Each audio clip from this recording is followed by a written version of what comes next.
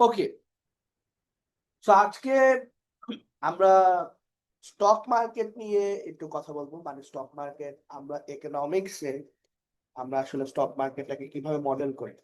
So ইকোনমিক্সে stock মার্কেটের মডেলটা কিন্তু খুব সিম্পল, রাইট? অ্যান্ড এই ফাইন্যান্সিয়াল ইকোনমিক্স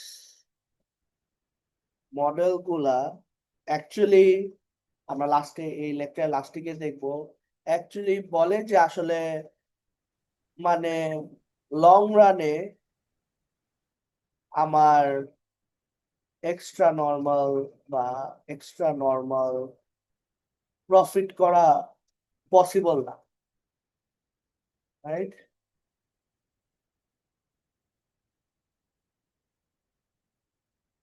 সো আমাকে বলতেছে যে সো আমরা যেসব মডেলস দেখবো, সো আমরা খুবই সিম্পল স্টক মার্কেটের মডেল করি। হাউএভার স্টক মার্কেট আসলে খুবই কমপ্লিকেটেড, রাইট? কারণ স্টক মার্কেটে তো আমরা আসলে যে অ্যাজাম্পশনটা নিয়ে অলওয়েজ ইকোনমিক্সে প্রবলেম হয়, সেটা হচ্ছে সেটা হচ্ছে কি আমার রেশনাল এজেন্টস, রাইট? সো এটাই একটা বিগ প্রবলেম, যে এখানে ইকোনমিক্স আসলে খুব ভালো করে স্টক মার্কেটকে প্রেডিক্ট করতে পারে না। সো ইকোনমিক্স যেটা পারে সেটা হচ্ছে গিয়ে তোমার something happen before. So let's say financial crisis হয়েছে, অথবা স্টক মার্কেট ক্র্যাশ হয়েছে।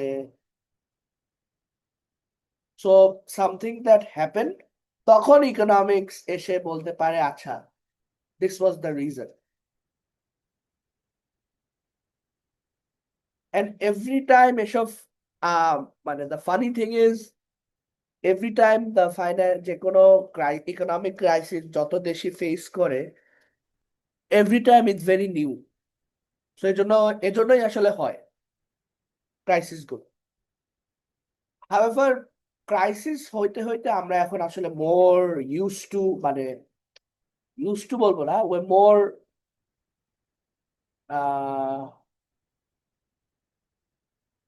আমরা মোর এডুকেটেড এখন ক্রাইসিসের ব্যাপারে।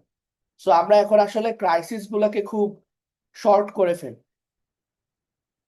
ওকে, সো যেমন হচ্ছে কি, তুমি যদি চিন্তা করো যে আমাদের কোভিড এর সময়, সো কোভিড এর সময় যখনই কোভিড এর নিউজ আসে, লকডাউনের নিউজ আসে, তখন তুমি ওই সময়কার তুমি যদি স্টক মার্কেট ইন্ডেক্স গুলা দেখো, ওয়ার্ল্ড ওয়াইড যত ইন্ডেক্স আছে, তুমি দেখবা সবগুলা অনেক ডিপ করছে, right? And which is a big crisis. কারণ হচ্ছে স্টক মার্কেটে এভরিওয়ান ক্যান ইনভেস্ট। সো কারো হয়তো বা রিটায়ারমেন্ট ফান্ড ওখানে, কারো হয়তো বা আহ বাচ্চাকে কলেজে পাঠাবে সেটার ফান্ড ওখানে, right? That's why it's very important. So এটা তখন ইকোনমিক্সরা বুঝছে যে আচ্ছা, এটা একটা ক্রাইসিস, এখন what should we do. So তখন দেখা গেছে যে আমাদেরকে স্টিমুলাস প্যাকেজ দিছে, রাইট? আমাদের সবাইকে বিকাশে টাকা পাঠাইছে, আমাদেরকে আহ আহ, যেটাকে বলে হচ্ছে কি আমার expansionary expansionary fiscal policy, right? তখন আমরা দেখি যে আচ্ছা, আস্তে আস্তে আমার স্টক মার্কেটটা আবার স্টেবল হয়, right? Which is fine, but some but the problem যেটা আসলে আমরা যখন এই ফাইন্যান্সিয়াল মার্কেট বা স্টক মার্কেট শুনি, আমাদের অলওয়েজ একটা চিন্তা হচ্ছে আচ্ছা, আমরা বি মানে এটা শিখে আমি হচ্ছে ফাইন্যান্সিয়াল মার্কেটে ইনভেস্ট করে অনেক রিচ হয়ে যাব। People do become rich, very rich, from the financial market, but it's not from learning financial economics, right? কারণ সো আজকের লেকচার পড়ে আমরা আসলে জানবো না যে আমরা কি আসলে আহ, মানে স্টক মার্কেটে আমরা কি ইনভেস্ট করতে পারবো নাকি। ওকে, সো সিমিলার মডেল। সো এটা হচ্ছে কি আমার ওয়ান পিরিয়ড একটা মডেল। সো আমি হচ্ছে কি টাইম ইকুয়ালস টু জিরোতে একটা স্টক কিনতে চাই, right? So let's say আমি একটা বিশেষ স্টক কিনবো, let's say স্কোয়ার ফার্মার একটা স্টক কিনবো, রাইট? এন্ড এই স্কোয়ার ফার্মার স্টক কেনার আমার এখন আমি কি কিনবো নাকি কিনবো না সেটা ডিপেন্ড করবে অন সাম ফ্যাক্টরস, রাইট? আচ্ছা, সো সেই সো সেই ফ্যাক্টর গুলো হচ্ছে আমাকে স্কোয়ার ফার্মা, আমি যে 1 বছর, সো আমি এই টি ইকুয়ালস টু 1 গিয়ে সেল করে দেবো। সো এখন আমার জানা লাগবে স্কোয়ার ফার্মা এই সময়ের মধ্যে আমাকে কি সে কোনো ডিভিডেন্ড দিবে নাকি। সো ডিভিডেন্ড হচ্ছে আমার বিজনেস ইয়ারের এন্ডে আমাকে যেটার স্টক আমার আছে সে ওইটার প্রফিটের শেয়ার দিবে নাকি, রাইট? তো আমাকে ডিভিডেন্ড দিবে নাকি, এন্ড আমার এক্সপেকটেশন অফ ওই যে টি ইকুয়ালস টু 1 1 বছর পর যে আমি বিক্রি করব সেটা, তাহলে আমার ওই প্রাইসটা কি হবে সেটা। সো এখন নর্মালি আসলে যারা স্টক মার্কেটে ইনভেস্ট করতে চায় দে আর এক্সপেক্টিং হায়ার রিটার্নস, তাহলে তো আমি ব্যাংকেই রাখতাম, right? So whoever is investing in, so এই দুজনের মধ্যে আমার একটু আলাদা করতে হবে। So whoever is investing in the stock market, তার হচ্ছে ব্যাংকের ইন্টারেস্ট রেটটা আসলে পছন্দ হচ্ছে না, রাইট? সে আসলে আরেকটু রিস্ক বেশি নিয়ে সে হচ্ছে গিয়ে হায়ার রিটার্ন চায়। সো তখন তোমার একটা সেট রিকোয়ার্ড রিটার্ন থাকতে হবে যে আচ্ছা আমি এটা থেকে এত রিটার্ন চাই। সো ওইটা করে আমি হচ্ছে কি আমার স্টকটাকে ভ্যালু করব। ওকে, সো আমার যে ভ্যালুয়েশন, এই ভ্যালুয়েশন পি নট, এটা হচ্ছে মাই ভ্যালুয়েশন। এই ভ্যালুয়েশনের থেকে যদি আমার square farmer price in T not যদি আমার কম হয়, তাহলে I'll buy the stock or else I will not buy the stock. এখন প্রবলেমটা হলো তোমার this are all expected, this are all expected. আমি আসলে ফিউচারের একটা এক্সপেকটেশন ধরে I am measuring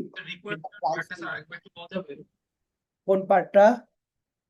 sir required রিটার্নে যে পার্টটা স্যার বলেছিলেন, যে স্যার ওই যে মাই valuation. It's the same as, মানে if I think about it, it's the same as yield to maturity.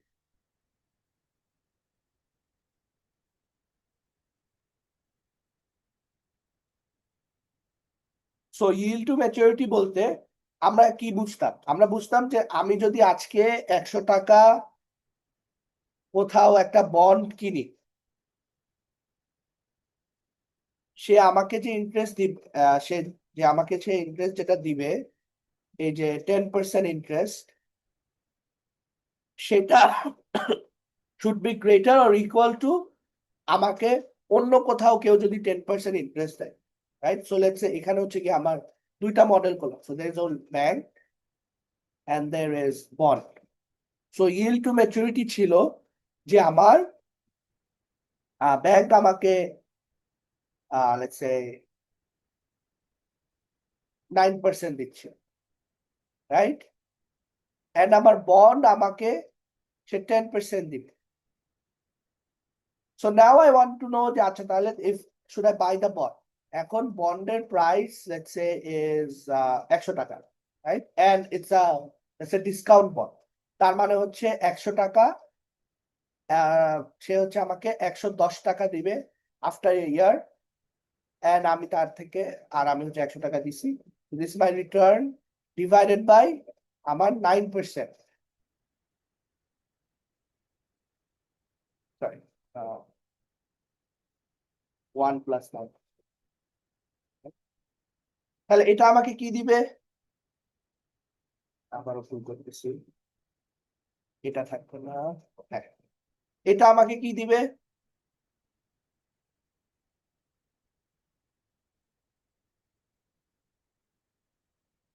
So this is going to give me the present value. So present value is, or যেটা আমরা বলছিলাম, price of bond is equals to 10.9. Sorry, not 10.9, 100.9. তাহলে আমার ব্যাংকে রাখলে আমি যে present value পেতাম সেটা would have been lower. So I should buy this bond, right? কারণ বন্ডের প্রাইসটা এখন 100।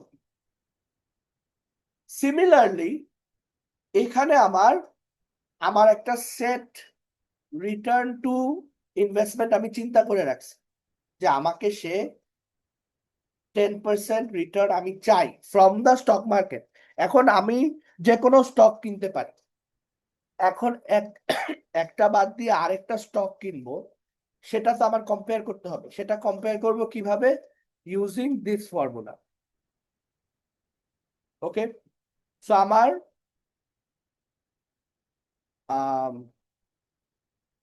রাইট, তা আমার হচ্ছে এটা আমার রিটার্ন। তাহলে আমি হচ্ছে এখন এই পি নট ইকুয়ালস টু, আমি যত ডিভিডেন্ড পাবো 1 বছর পর 1 + 10%, আমি রিটার্নটা চাই from the stock market, plus P1/1 plus KE, এটা। সো এটা হচ্ছে কি আমার প্রেজেন্ট ভ্যালু। সো এটার থেকে কম, সো আমার প্রেজেন্ট ভ্যালু থেকে যদি কম যতগুলা আমার স্টকের প্রাইস আছে, right? So price of stock যতগুলা আছে, তার মানে কি প্রেজেন্ট ভ্যালুটা কি বলতেছে? আমি ম্যাক্সিমাম এত একটা স্টকে স্পেন্ড করতে চাই, okay, given my return on investment. তাহলে প্রাইস অফ স্টক যদি প্রেজেন্ট ভ্যালু সমান বা কম হয়, তাহলে I'll buy the stock. So all the stock, so এই ফর্মুলা অনুযায়ী যত অ্যাভেলেবল স্টক আমাকে এটা দিবে, তাহলে I will buy that stock.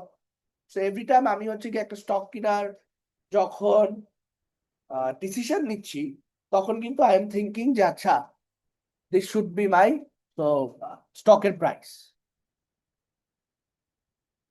বুঝতে পারতেছি?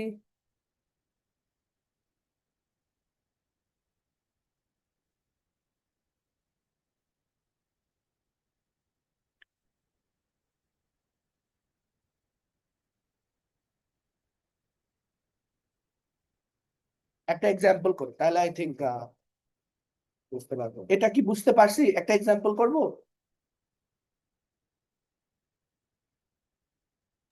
জি স্যার, এক্সাম্পল দেন। আচ্ছা, ওকে, গুড।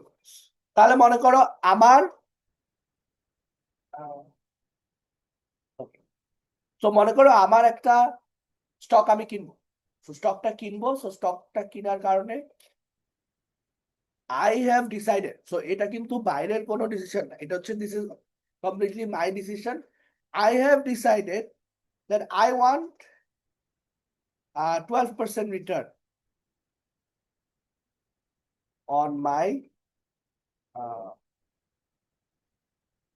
on my investment. ভালো কথা। এখন একটা শেয়ার আছে, লেটস সে বইয়ে এক্সাম্পল দিচ্ছি, আই থিঙ্ক বইয়ে it's like Apple share. Let's say Apple share কিনবো। সো অ্যাপল শেয়ার কিনবো, সো অ্যাপল অ্যাপল আমাকে শেয়ার প্রাইস, অ্যাপল শেয়ার প্রাইসের হচ্ছে কি আমার অ্যাপল শেয়ার প্রাইস হচ্ছে কি আমার $60। ওকে, ও না, সরি, না, অ্যাপল শেয়ার প্রাইস, আচ্ছা, পি নটে। তো পি নটে এখন আমার অ্যাপল শেয়ারের প্রাইস $50। ওকে, ভালো কথা। এরপর আমি ফোরকাস্ট করব। ওকে, ফোরকাস্টে আমি অনেক অ্যানালিসিস করে এরপরে আমার ইনভেস্টমেন্ট ব্যাংকার ফ্রেন্ডসদের সাথে কথা বলে আমি দেখলাম যে তোমার ফোরকাস্টেড অ্যাপল প্রাইস 1 বছর পর, তার মানে P1 Apple share price will be $60। ওকে, মানে এখন কিনলাম 1 বছর পর এটা 60 হয়ে যাবে। অলসো ফোরকাস্ট করলাম যে আমার ডিভিডেন্ড পার শেয়ারে সে আমাকে 0.16 ডিভিডেন্ড দিবে, $0.16। ঠিক আছে, তাহলে এগুলা হচ্ছে কি আমার এক্সপেক্টেড ফিউচার ক্যাশ ফ্লো। তাহলে আমি এখন দেখতে চাই যে আমার এরকম যদি ক্যাশ ফ্লো থাকে and given my chosen return, আমি এখন দেখতে চাই যে আমি কি 50 টাকায় অ্যাপল শেয়ারটা কিনবো নাকি। ওকে, তাহলে ফর্মুলায় বসাই দিব। সো 0.16 বাই 1.12 প্লাস 60 1.12, তাহলে এটা আসে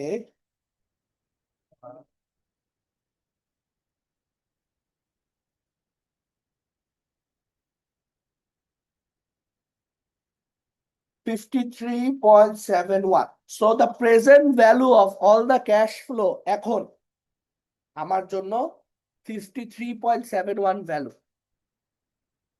তাহলে আমার এখন প্রাইস তো 50, তো আমি ম্যাক্সিমাম এই ফিউচার ক্যাশ ফ্লোটাকে এখন আমি মনে করি is worth 53.71, which is greater than what it is actually valued at. তার মানে ফর মি অ্যাপল শেয়ার প্রাইসটা আসলে আন্ডার ভ্যালুড।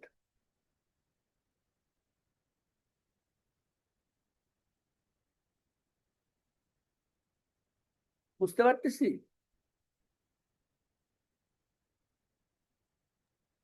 আন্ডার ভ্যালুড পার্টটা স্যার কি করবো আপনার?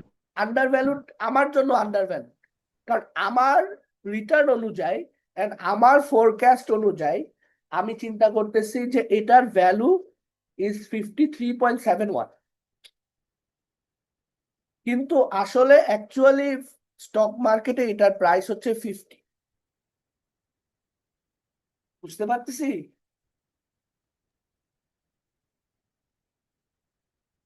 সো আমার এটার যে ভ্যালু আমি করতেছি সেটা is much higher than what it is actually value. তো এর জন্য আমি এটাকে বলতেছি আন্ডার ভ্যালু, এন্ড এর জন্যই আমি আসলে এটাকে কিনবো। বুঝতে পারলাম? এখন this can be different for different people. Okay, কেন বলতেছি ডিফারেন্ট ফর ডিফারেন্ট পিপল? কারণ এই যে রিটার্ন অন ইনভেস্টমেন্ট, এই যে আমার রিটার্ন অন ইনভেস্টমেন্ট, এখন যার রিটার্ন অন ইনভেস্টমেন্ট বেশি, তো এখন এটা যদি আমার 15% হইতো, তাহলে এখন আমরা মেজার করি 15% হইলে কি 50 কম আসবে? না, I think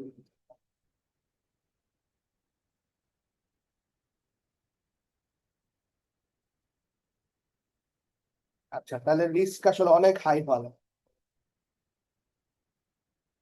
30,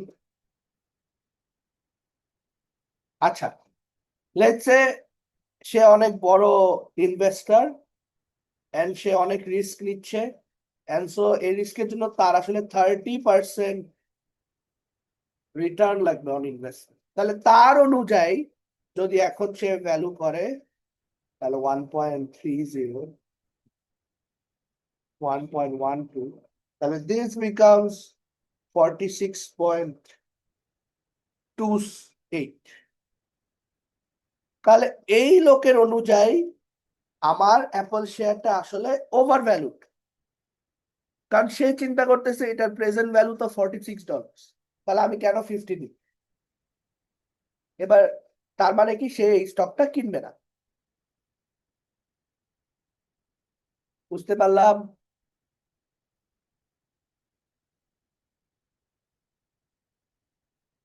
ওকে, এখন আমরা যদি এটাকে মাল্টি টাইমে নিয়ে যাই, যে আমি আসলে এই স্টকটাকে অনেকদিন ধরে ধরবো, তাহলে আমার ফর্মুলাটা সেম অ্যাজ আমার প্রেজেন্ট ভ্যালুর ফর্মুলা, এটাও সেম। এন্ড আমি যদি এটাকে ইনফিনিট টাইম পর্যন্ত নিয়ে যাই, তাহলে এই এন গোস টু ইনফিনিটি, তাহলে আসলে ফিউচারের প্রাইসটা কি ডাজ নট ম্যাটার, অনলি আমার ডিভিডেন্ড কত দিবে এই সময়, দ্যাট ম্যাটার্স। উইচ মানে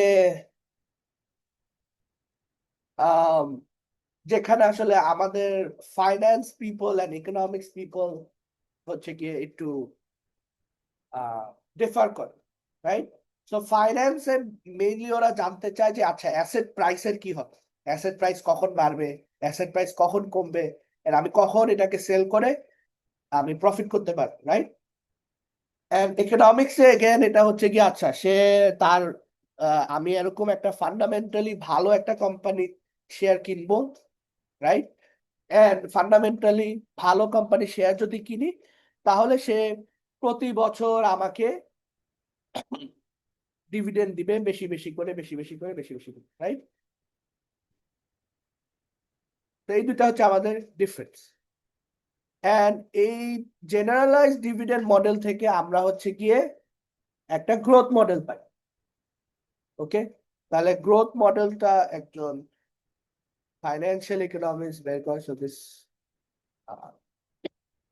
গর্ডন গ্রোথ মডেল। এই মডেলটা আসলে আমাদের অত ডিপে যাওয়া লাগবে না। সো এই মডেলটা মেইনলি হচ্ছে কি আমার ডিভিডেন্ড গ্রোথ হলে কি হবে। ওকে, তো তুমি যদি চিন্তা করো যে আমার ডিভিডেন্ড গ্রোথ একটা একটা কনস্ট্যান্ট রেটে বাড়বে জি, তাহলে আমার ডি নট ইন্টু 1 + জি 1 + কে, এরপরে আমার পরের এরপরে আসবে আমার D not into 1 + G 1 + K square, এভাবে করে করে বাড়তে হবে। সো এটা যদি আমার কনভার্জ করা লাগে, তাহলে আমার কিন্তু this, the 1 + G 1 + KE needs to be less than 1, right? So absolute value needs to be less than 1, so আমরা ওটাই করে নিচ্ছি। এটা কেন হবে বুঝতেছি? না হলে তো ওই যে জিওমেট্রিক প্রোগ্রেশনে কিন্তু আমার কনভার্জ করবে না, তাহলে আমার এই অনুযায়ী তাহলে আমার G must be less than K E. So আমার যে রিটার্নের এক্সপেকটেশন, কোন পার্টটা আর একবার বলবো? জিওমেট্রিক প্রোগ্রেশনের পার্টটা। আচ্ছা, আবার আসি, এই ফর্মুলাটা দেখো। তো এই ফর্মুলা কি হচ্ছে? হ্যাঁ, সো এটা হচ্ছে কি একটা গ্রোথ মডেল। সো এখানে আমরা চিন্তা করতেছি যে আমার ডিভিডেন্ড আমি ডিসাইড করব কিভাবে, যে এই স্টকটা আমি কিনবো, এন্ড এই স্টকটা আমাকে মানে এই স্টকটা কিনে আমি সারা জীবনের জন্য রেখে দিব, এটা আমাকে যত ডিভিডেন্ড দেয় ওই ডিভিডেন্ডটা আমি কনজিউম করে যাব। ওকে, তাহলে তুমি যদি এটা দেখো, তাহলে এটা কিন্তু লুকস লাইক আ geometric model. Geometric series, geometric সিরিজটা কিরকম হয়?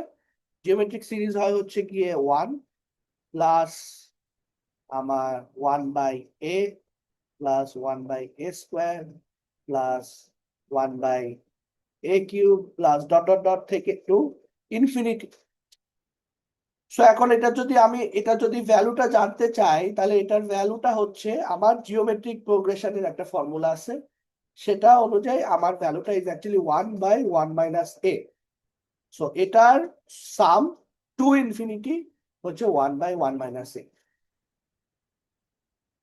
আমরা যদি সিমিলার আইডিয়াস ইউজ করি তাহলে কিন্তু সিমিলারলি আমার এটাও একটা জিওমেট্রিক প্রোগ্রেশন হতে পারে। কখন হবে?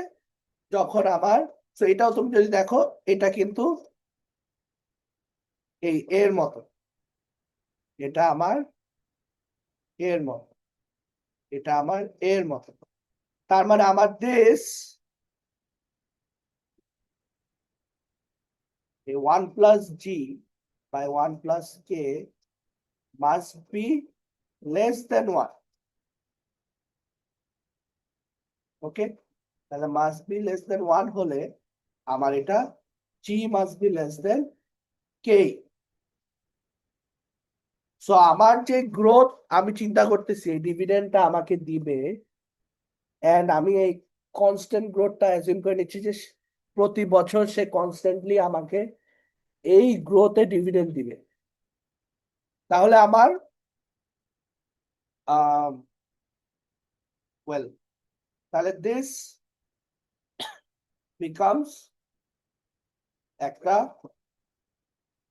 কি বল অ্যাজাম্পশন, রাইট? তাহলে আসলে আমার এটা কনভার্জ করবে না। এন্ড এটা যদি কনভার্জ না করে তাহলে আসলে প্রবলেমটা হয় কি? তাহলে প্রবলেমটা হয় যে তুমি একটা স্টক কিনবা এন্ড ওই স্টকের return will be infinity, which is not logical, right? তো তুমি একটা স্টক কিনবা, ওইটা তোমাকে আসলে একটা ফাইনাইট লেভেল অফ প্রফিটস দিবে। এর জন্যই কিন্তু আমার এই অ্যাজাম্পশনটা লাগে। ওকে, যেখানে আমি যে রিটার্নটা আশা করি সেটার থেকে গ্রোথটা কম হবে। অলরাইট, তাহলে এরপরে আমরা এই পুরাটাকে সিম্পলিফাই করে ওই যে জিওমেট্রিক প্রোগ্রেশনে ফেলায় আমরা এটা পাই, অর এটাও ইউজ করতে পারি, অর এটা ইজ মাচ ইজিয়ার, এটা ইউজ করতে। বুঝতে পারলাম?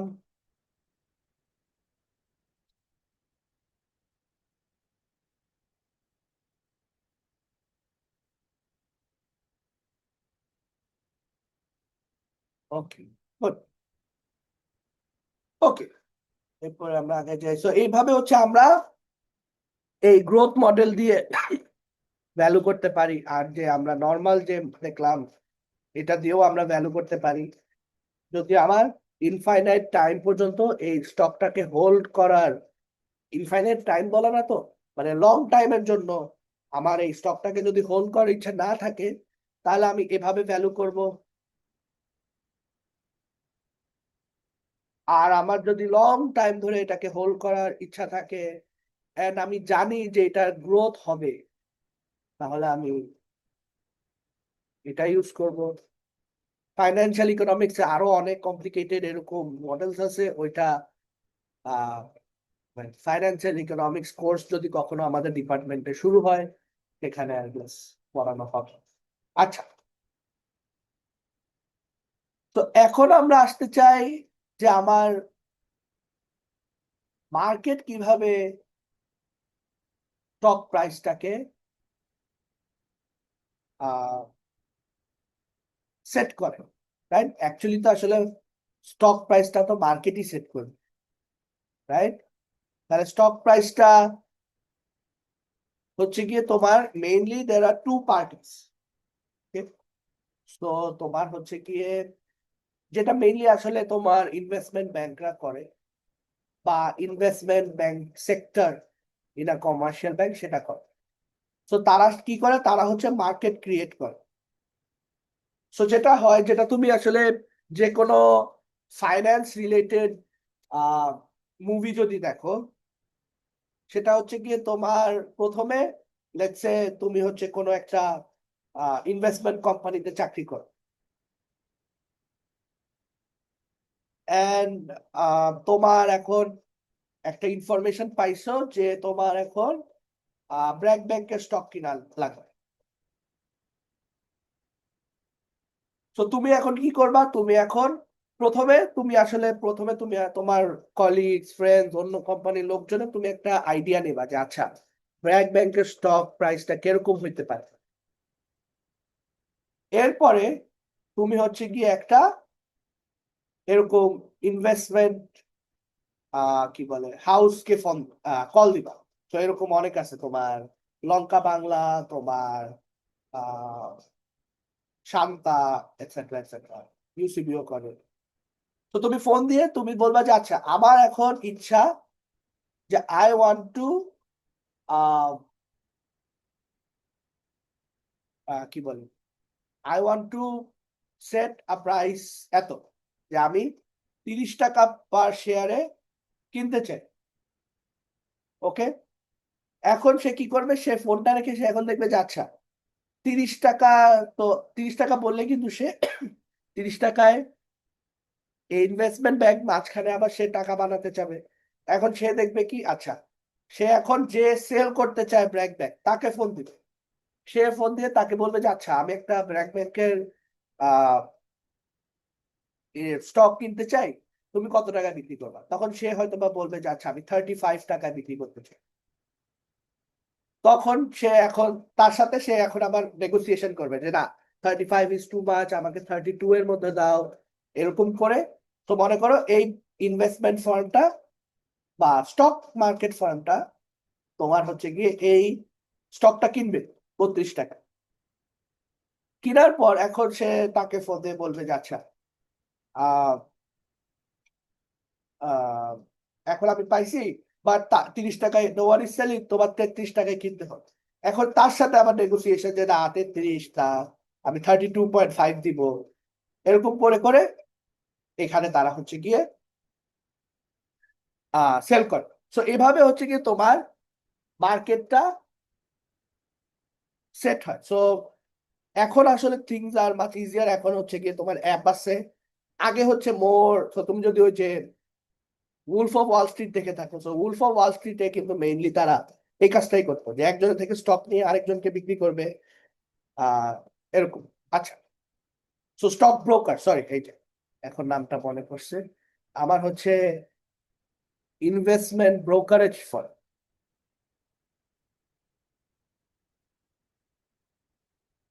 তো তারা হচ্ছে গিয়ে বায়ার এন্ড সেলারদেরকে একসাথে করে দিচ্ছে আর কি। আর আহ, এইভাবে তুমি যদি না চাও তুমি ডিরেক্ট স্টক মার্কেটে গিয়েও আহ কি বলে কিনতে পারো, বেচতে পারো। আচ্ছা, তো এখন মার্কেট প্রাইস এমন ভাবে সেট হবে যেখানে হচ্ছে গিয়ে ইকোনমিক্স এর চিন্তায় হচ্ছে গিয়ে তোমার মার্কেট প্রাইস এমন ভাবে সেট হবে যে আসলে ওই অ্যাসেটটাকে বেস্ট ইউজ করতে পারে।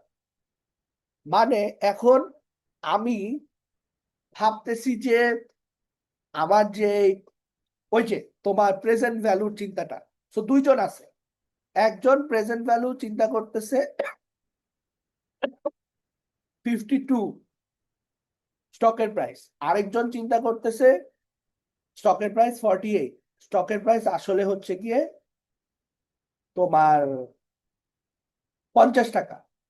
তার মানে এই লোকটা কিন্তু চিন্তা করতেছে যে না আমি এই অ্যাসেটটা নিলে এটা ইজ আ বেটার অ্যাসেট, এটা আমি ভালোভাবে বিক্রি করতে পারবো। ওকে, এন্ড ও চিন্তা করতেছে না এটা আসলে অত ভালো না, তাহলে আমার আসলে এটা কিনা উচিত না। ওকে, জি তাই। তাহলে এখন কি হবে, তাহলে তারা এখন চিন্তা করবে যে না এখন সে যে এই যে কম আহ ভ্যালুয়েশনটা করলো, এটার অবভিয়াসলি তার কোনো একটা কারণ আছে। সে এটাকে রিস্কি ভাবতেছে, বা সে এটাকে ভাবতেছে যে তার কাছে কিছু ইনফরমেশন আছে। আর ও যে ভাবতেছে তার কাছে একটা ডিফারেন্ট ইনফরমেশন আছে যে না এটা আসলে ভালো। ওকে, সো এখন মার্কেট প্রাইস হবে হচ্ছে অ্যাকচুয়ালি যে এটাকে ভালো মনে করে সেটাই মার্কেট প্রাইস হবে।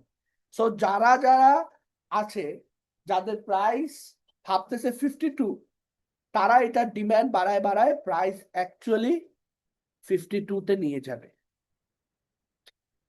ওকে, তো স্টক মার্কেটে আমার ইনফরমেশন ইজ ভেরি ইম্পর্টেন্ট। আমি যত বেশি আমার কাছে ইনফরমেশন থাকবে, তত আমি বেটার স্টকটাকে ভ্যালু করতে পারবো, এন্ড স্টকটাকে আমি অ্যাকচুয়াল প্রাইসে নিয়ে দিতে পারবো। সো একটা ফাইন্যান্সিয়াল মার্কেটের এফিসিয়েন্সিও আমি যদি আমি স্টকটার প্রাইস কিভাবে বাড়লো, স্টকটার প্রাইস বাড়লো হচ্ছে কি, তোমার এখন কিছু লোক আছে যারা এটাকে $52 ভাবতেছে, এন্ড স্টকের প্রাইস এখন মনে করো ইজ 50। সো তারা এখন কি খুব কুইকলি এই স্টকটা কিনার ট্রাই করবে। এখন স্টক তো লিমিটেড, আর যখনই মানুষ দেখবে যে না এটার ডিমান্ড বেশি, সবাই এটা কিনতে চাচ্ছে, তখন এটা প্রাইস বাড়াই দিবে, এন্ড প্রাইসটা সেট হয়ে তো closely it will come close to actually $52। তো তার মানে যারা এটাকে বেশি ভ্যালু করতেছে ওই প্রাইসেই আমার হচ্ছে গিয়ে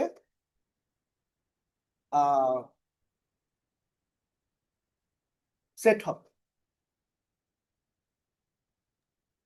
কিন্তু স্যার এখানে যদি স্যার প্রাইস যদি স্যার বাড়ানো হয়, বায়ারের স্যার সংখ্যা কমে যাবে না? আরেকবার বলো। স্যার প্রাইস স্যার বাড়ানো হলে তো স্যার বায়ারের সংখ্যা কমে যাবে, কারণ যতজন হচ্ছে 50 টাকায় কিনতো, 52 টাকায় এর চেয়ে কম মানুষজন কিনবে। কম মানুষ কিনুক, কিন্তু সেটা তো আমার প্রাইসটা তো বেড়ে যাচ্ছে স্টকে।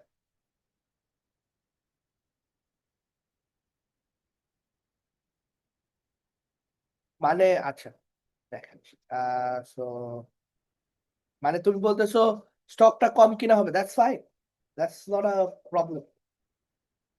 তো তুমি বলতেছো, সো ইটস নট আ, মানে এরকম তো মনে জি করো স্যার। স্টকের ডিমান্ড এন্ড সাপ্লাই, তো আমার it's a shift in demand, ডিমান্ডটা শিফট হচ্ছে। তো হঠাৎ করে মনে করো একটা কোম্পানি সে হচ্ছে গিয়ে নতুন ইনফরমেশন দিল, আর নতুন ইনফরমেশনে দেখা গেল যে এই কোম্পানিটা ফিউচারে অনেক ভালো করবে, R&D করছে, এই করছে, সেই করছে, মার্কেটের মার্কেট শেয়ার তার অনেক, তো there is a high chance যে তার ডিভিডেন্ড পেমেন্ট অনেক হাই হবে বা তার ফিউচার প্রাইস হাই হবে। এখন এই এক্সপেকটেশনে সবাই কি তাদের ওই যে ভ্যালুয়েশন, প্রেজেন্ট ভ্যালুয়েশনটাকে চেঞ্জ করে ফেলবে, আর চেঞ্জ করার সাথে সাথে তখন এটা যেটা 50-তে ছিল, এখন সবাই এটাকে ভ্যালু করবে, তারা চিন্তা করবে যে না এই অ্যাসেটটা আসলে অনেক ভালো, তাহলে আমার কিনা উচিত, এন্ড এই ডিমান্ড বাড়ার কারণে আমার হচ্ছে গিয়ে $52 হয়ে যাবে। স্যার তাহলে স্যার মানে শিফট হবে স্যার, ডিমান্ড বাড়বে মানে ডিমান্ডটা, মুভমেন্ট হবে। হ্যাঁ, এই ইনফরমেশনের জন্য। জি স্যার। ওকে, আহ আর স্যার এটা কি স্যার যে নর্মাল মার্কেটে হচ্ছে যেরকম এক্সপেকটেশনের জন্য ডিমান্ড হতো স্যার, এটাও কি স্যার সেম ফেনোমেনন? সেম মানে সেম, মানে idea is the same, idea is the same, right? Okay, তো এই যে যেটা বলতেছিলাম সেটা এখানে, এই যে আমার মার্কেটে, সো আমরা যেটা অ্যাজিউম করি সেটা হচ্ছে কি একটা ফাইন্যান্সিয়াল মার্কেটটা is an efficient market. So যেটা আসলে বাংলাদেশের স্টক মার্কেট এটা আমরা দেখি না, বিকজ বাংলাদেশের স্টক মার্কেটের প্লেয়ার্স কম, মানে ইনভেস্টার্স কম, compare to the population of the country, তোমার ইনভেস্টমেন্ট অনেক কম, and that is one reason, because এটা হচ্ছে কেউ ট্রাস্ট করে না স্টক মার্কেটটাকে, রাইট? এন্ড মানে উইচ ইজ নট ট্রু, মানে স্টক মার্কেটের অবস্থা খুবই খারাপ, and it is because of মানে তোমার ইনসাইডার ট্রেডিং এন্ড করাপশন, এই জন্যই আমার ইয়াও কম, মানুষের পার্টিসিপেশনটাও কম। কিন্তু আমরা অ্যাজিউম করি স্টক মার্কেটটা এফিশিয়েন্ট। এফিশিয়েন্ট কেন? কারণ হচ্ছে কি আমার স্টক মার্কেটটায় I have lot of participants, সবাই এটাতে ইনভেস্ট করতেছে, এন্ড সবাই, আমি অ্যাজিউম করতেছি সবাই রেশনাল, তার মানে এভরিওয়ান ইজ থিঙ্কিং যে আমার কি বলে আমার ইনফরমেশন খুঁজতেছে যে আচ্ছা আমার এটার ইনফরমেশন জানি যে আচ্ছা আমি যে প্রাইসে এটা কিনছি এটার ফান্ডামেন্টাল ভ্যালু পরে কমে যাবে, তা আমি এটা এখন সেল করে দিব। অথবা আমি দেখতেছি যে আরেকটা স্টক আছে এটার ফান্ডামেন্টাল ভ্যালু আসলে এখন কম, ফিউচারে বাড়বে, তাহলে আমি এখন কিনবো। সো পার্টিসিপেন্টরা কনস্ট্যান্টলি ইনফরমেশন পাচ্ছে এন্ড তারা হচ্ছে রিভাইজ করতেছে তাদের এক্সপেকটেশন। ওকে, এন্ড আমরা বলতেছি যে আমার এখানে কমপ্লিট ইনফরমেশন আছে। সো কমপ্লিট ইনফরমেশন আছে মানে হচ্ছে কি আমার সবার আহ, যখন এফিশিয়েন্ট মার্কেট দেখবো আমরা সবার সেম ইনফরমেশন আছে, which is actually a stretch. Financial, even developed financial markets এও অনেক ইনফরমেশন অ্যাসিমেট্রি, অ্যান্ড বিদেশে যত স্টক মার্কেটে রিসার্চ হয় এটাও অনেক নিয়ে রিসার্চ হয় যে আমার এই ইনফরমেশন অ্যাসিমেট্রিটা কিভাবে কমাইতে পারে। ওকে, স্যার স্যার তাহলে কি স্যার এখানে মার্কেটটা স্যার পারফেক্ট ফোরকাস্ট হবে এখানে? কোনটা স্যার স্যার এখানে কি perfect? Sir perfect forecast? Exactly perfect forecast হবে, ওটাতে আমরা আসছি। Very good. ওকে,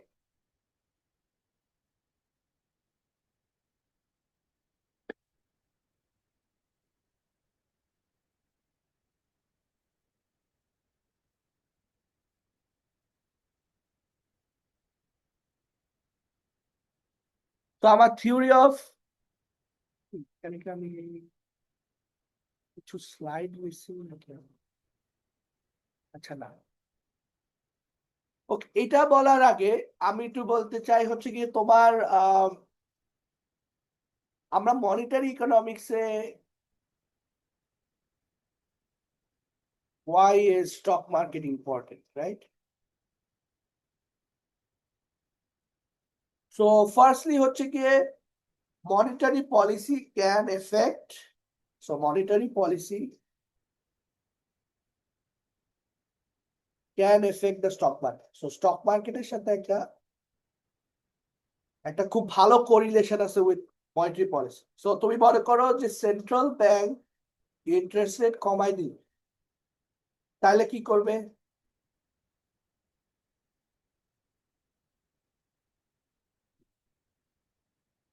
তাহলে কি হবে? স্টক মার্কেটে কি হওয়া উচিত? সো স্যার প্রথমে আমরা একটু আসি সেন্ট্রাল ব্যাংক ইন্টারেস্ট রেটটা কমায় কেন, কোন সময়, সেটা আগে বলি। স্যার কন্ট্রাকশনারি পলিসি হিসেবে স্যার যদি স্যার কমাচ্ছে, এরকম ইন্টারেস্ট ইনফ্লেশন রেট কমাতে কমাচ্ছে, চাচ্ছে।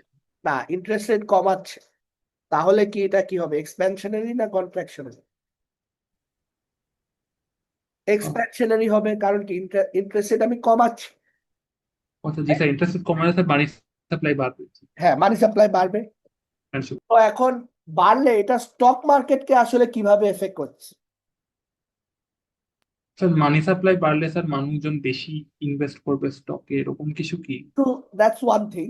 আরেকটা, মনে করো যারা অলরেডি ইনভেস্ট করতেছে তারাই এখন বেশি করবে, ইভেন উইদাউট দ্য এক্সট্রা মানি। কেন? কারণ বিকজ অফ দ্য ফর্মুলা। তো তোমার ফর্মুলাটা হচ্ছে গিয়ে, হ্যাঁ, সো ওয়ান ইজ যে টাকা বেশি থাকবে এটা, আরেকটা হচ্ছে গিয়ে আমার যে ফর্মুলা সেটা হচ্ছে গিয়ে ডিভিডেন্ড বাই 1 + KE প্লাস আমার হচ্ছে গিয়ে প্রাইস 1 + KE, রাইট?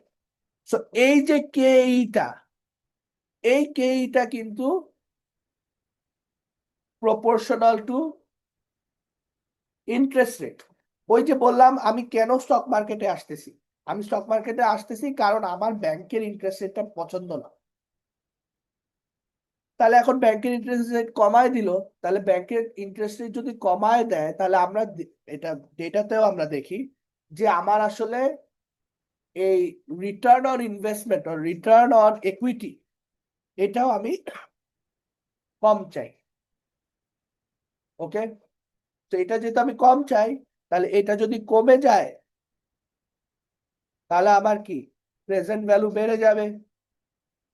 তাহলে যেসব স্টক আমি আগে কিনতাম না সেগুলো আমি এখন কিনবো। বুঝতে পারতেছি?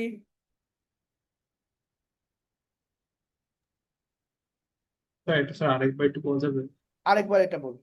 তো মেইনলি হচ্ছে কি আমার why am I investing in the stock market and কেন আমি ওই টাকাটা ব্যাংকে রাখতেছি না?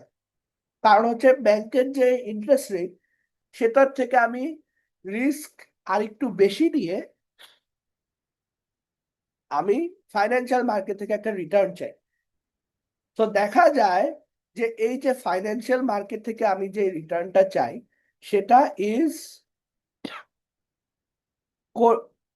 প্রপোর্শনাল টু ইন্টারেস্ট রেটটা কত।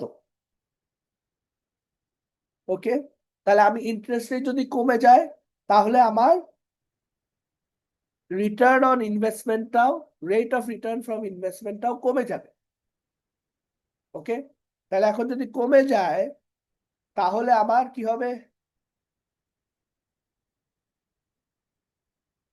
তাহলে এই যে এখানে এটা কমে যাবে।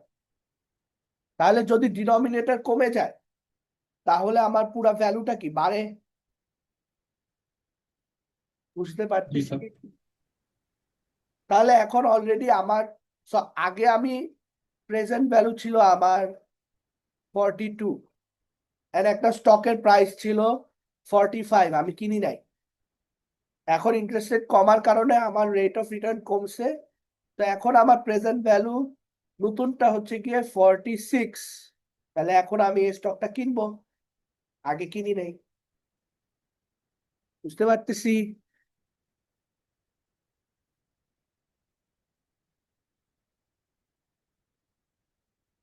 বুঝতে পারতেছি।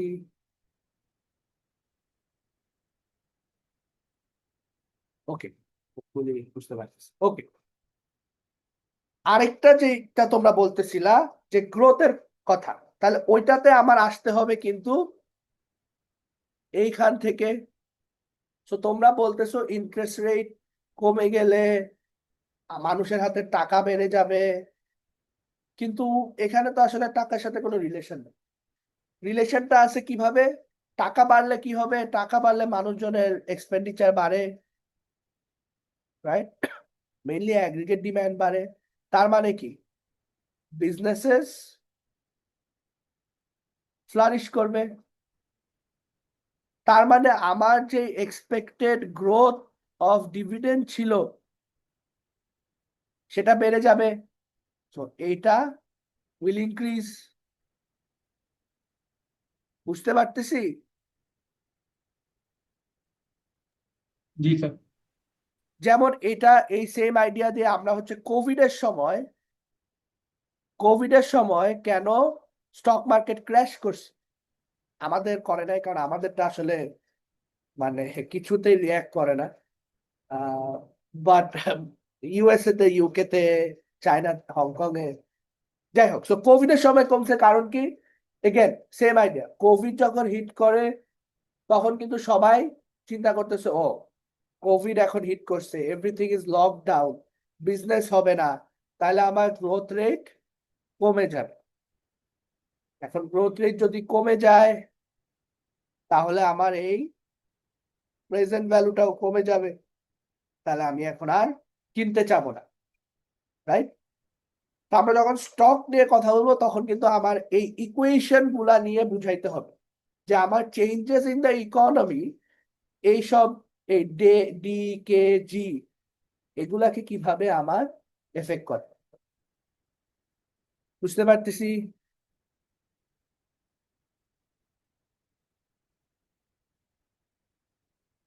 ওকে,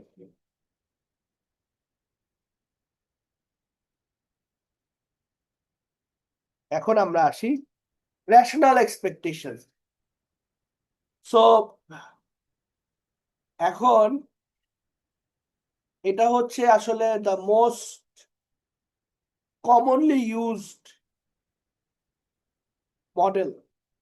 আমরা তো আসলে একদম জাস্ট মডেলের আউটলাইনটা দেখবো, তোমরা এটার আই থিঙ্ক আরো খুব কঠিন মডেল দেখবা মাস্টার্স এর ম্যাক্রোতে, আই থিঙ্ক ফোর্থ ইয়ারের ম্যাক্রোতে পাবা না, পেনটা কাজ করা বন্ধ করে গেছে।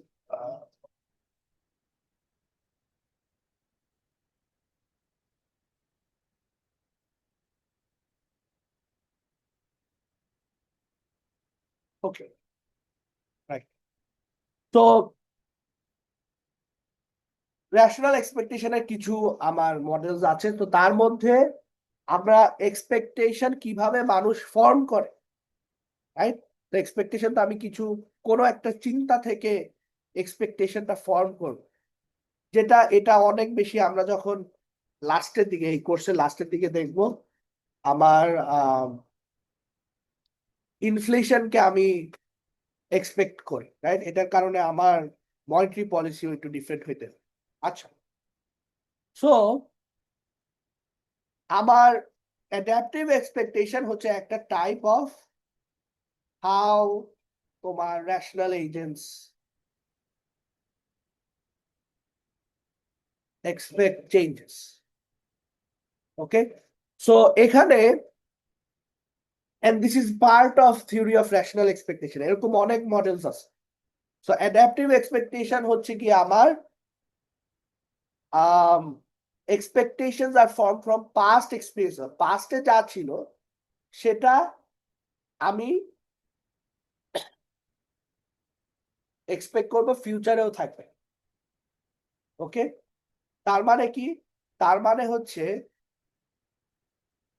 আমার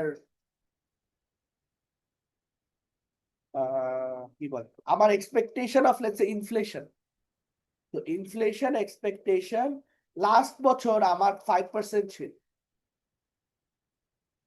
ওকে, তাহলে আমি বিলিভ করবো যে হ্যাঁ নেক্সট ইয়ারও 5% থাকবে। Okay, so even though, so আমার just because they are expecting 5%, তাহলে কিন্তু তাদের spending decision, business decision, everything will be based on this expectation. Okay, so আমরা এটা দেখবো যে তোমার just because of the expectation তোমার কিন্তু আমি যে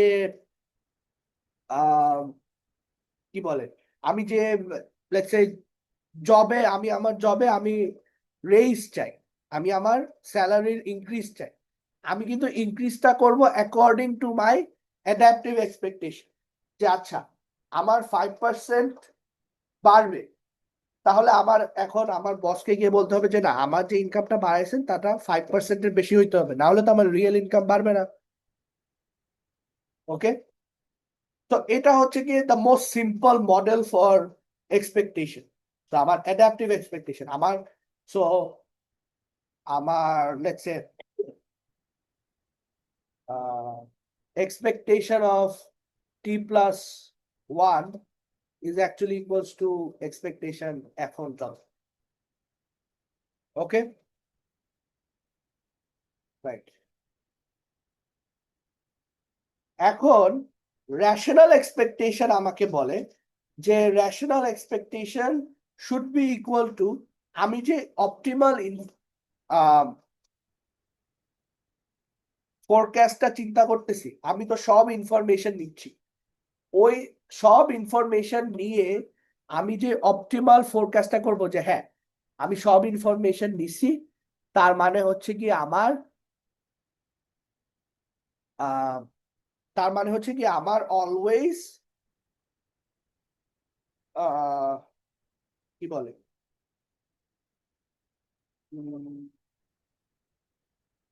সব ইনফরমেশন নিলে আমার always this will be accurate, right?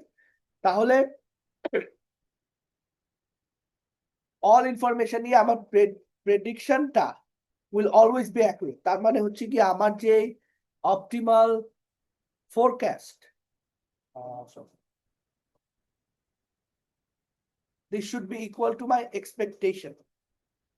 তো আমি যেটা ফোরকাস্ট করতেছি উইথ অল দ্য ইনফরমেশন, এটাই সবার এক্সপেকটেশন, এটা হওয়া লাগবে। ওকে, তো এটার ফর্মুলাটা যদি আমরা দেখি, তাহলে আই গেস বেটার বুঝতে হবে।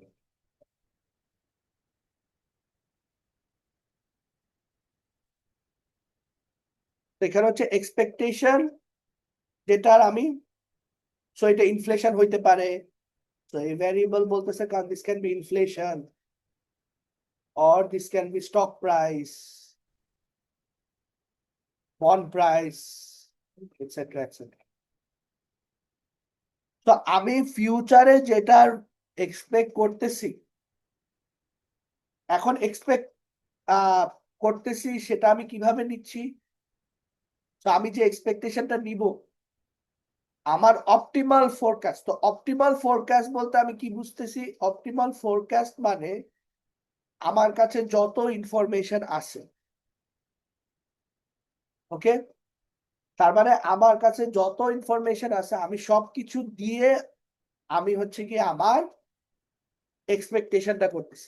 এখন চিন্তা করো, এক্সপেকটেশনটা যদি আমি, এখন আমি কি বলছি, আমার মার্কেটে ইনফরমেশন অ্যাসিমেট্রি নাই, তো সবার কাছে same information.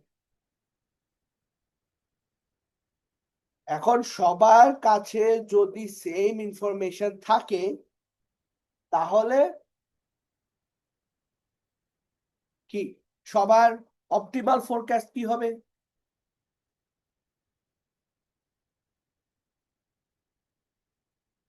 Everyone has the same information, তাহলে তাদের অপটিমাল ফোরকাস্ট কি হবে?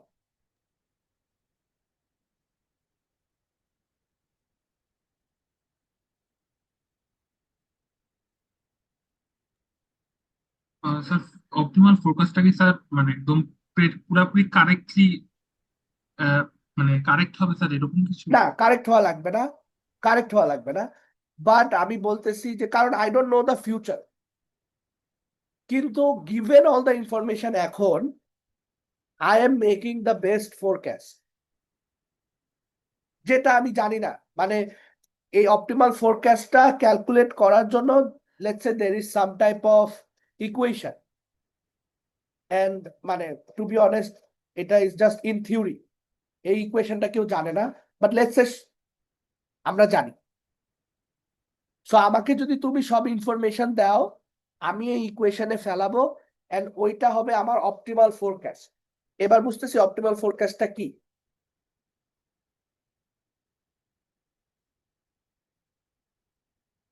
হ্যাঁ, তো relatively the best forecast, exactly. তো এখন যদি, এখন ভালো কথা, এখন সবার কাছে যদি সেম ইনফরমেশন থাকে, তাহলে সবার অপটিমাল ফোরকাস্ট সেম হবে। জি স্যার। তাহলে সবার অপটিমাল ফোরকাস্ট যদি সেম হয়, তাহলে সবার এক্সপেকটেশন সেম হবে।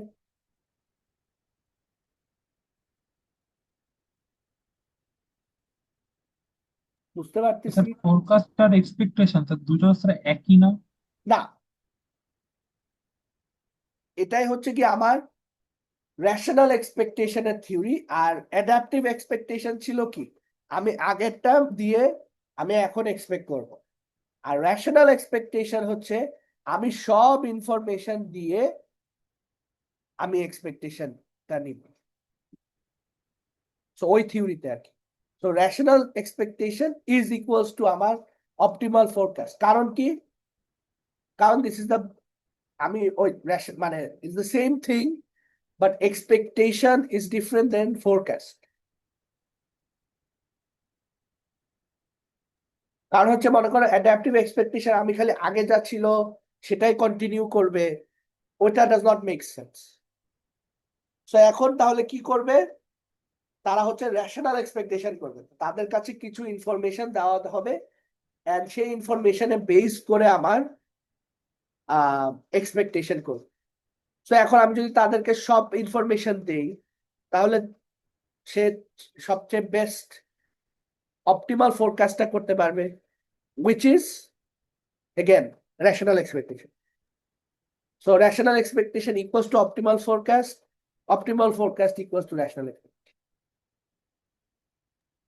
স্যার এটা কি স্যার এরকম ভাবে বলা যায় যে হচ্ছে স্যার অ্যাডাপটিভ এক্সপেকটেশনের ক্ষেত্রে আমরা ডাইরেক্ট আগের বছরেরটা হচ্ছে ওইটাই হচ্ছে আমরা ধরে রাখতাম, কিন্তু ধরে এই রাখলাম। ক্ষেত্রে হচ্ছে আমরা হচ্ছে তার যত ইনফো আছে আগের আগের অথবা অনেক আগের সব ইনফো দিয়ে হচ্ছে তার একটা তার অপটিমাল ভ্যালু বের করতে আমরা এক্সপেক্ট করতেছি এক্স্যাক্টলি। এরকম কি? তা আমরা হচ্ছে কি অপটিমাল গিভেন যা হচ্ছে ইকোনমিতে যা হচ্ছে ওই চিন্তা করে আমরা চিন্তা করতেছি যে আচ্ছা আমার তাহলে আহ কি বলে আমরা তাহলে এটা এক্সপেক্ট করা উচিত। ওকে, জি স্যার। ইমপ্লিকেশনে আসে। এটা দেখে মনে হচ্ছে যে খুব সিম্পল, কারণ আসলে এগুলার ম্যাথের ম্যাথ করার মতো আমাদের এখনো ডাইনামিক অপটিমাইজেশন করলে হয়তো বা এই ম্যাথ গুলা করাইতে পারতাম। আচ্ছা,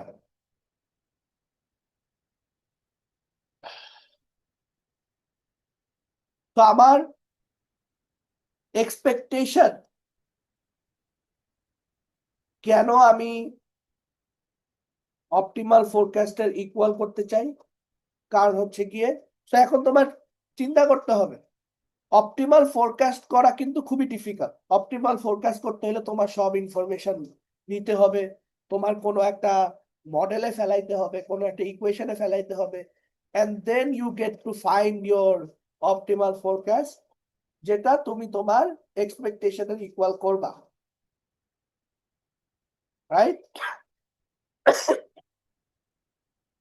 তো এখন ফাইন্যান্সিয়াল মার্কেটে এটা খুবই ইউজ হয়, কারণ ফাইন্যান্সিয়াল মার্কেটে এভরিওয়ান যদি সে বেস্ট ফোরকাস্ট করতে পারে তার এক্সপেকটেশনে, তাহলেই কিন্তু তোমার সে বেশি টাকা বানাতে পারে। সো আমার যে মার্কেটের অবস্থা, তাহলে মার্কেটে যদি সবাই এরকম ইনফরমেশন নিয়ে সবাই যদি বেস্ট আপডেট করে, তার মানে হচ্ছে গিয়ে অপটিমাল ফোরকাস্ট করে, তাহলে সবাই এক্সপেক্ট করতেছে যে আচ্ছা ফিউচারে কি প্রাইস হবে। আচ্ছা, কারণ সবার ইনসেন্টিভ হচ্ছে গিয়ে রিচ হওয়া।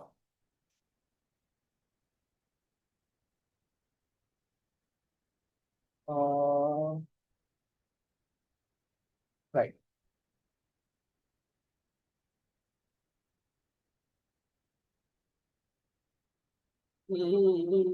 আর হচ্ছে গিয়ে